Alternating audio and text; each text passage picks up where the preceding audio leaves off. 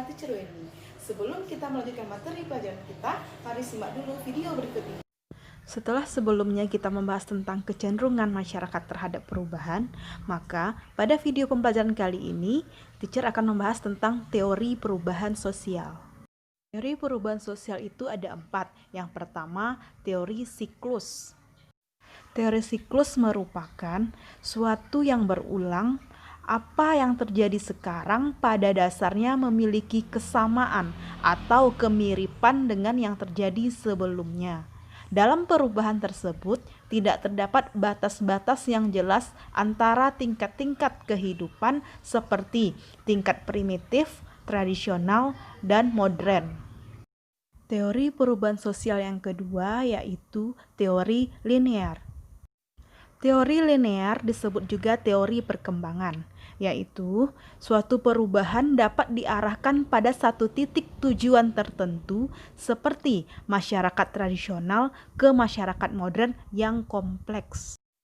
Teori linear ini terbagi 2. Yang pertama, teori revolusi, di mana perubahan terjadi secara cepat.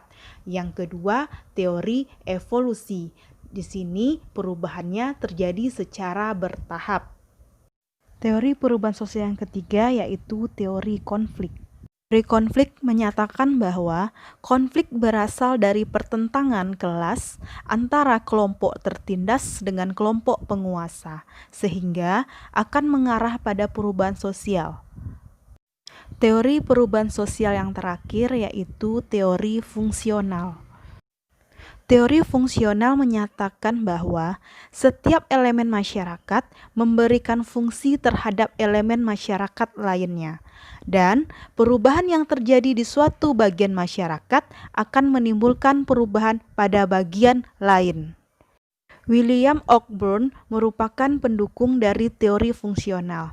Ia menyatakan bahwa unsur-unsur masyarakat saling berhubungan. Bila unsur yang satu berubah sangat cepat dan unsur yang lain tidak secepat itu, sehingga tertinggal dan menimbulkan kesenjangan. Kesenjangan ini menyebabkan kejutan sosial dalam masyarakat. Dari video pembelajaran kita kali ini dapat disimpulkan bahwa teori perubahan sosial itu ada 4. Yang pertama, teori siklus, yang kedua, teori linear, yang ketiga, teori konflik, dan yang keempat, teori fungsional. Sampai di sini dulu video pembelajaran kita kali ini. Sampai ketemu pada video berikutnya. Terima kasih.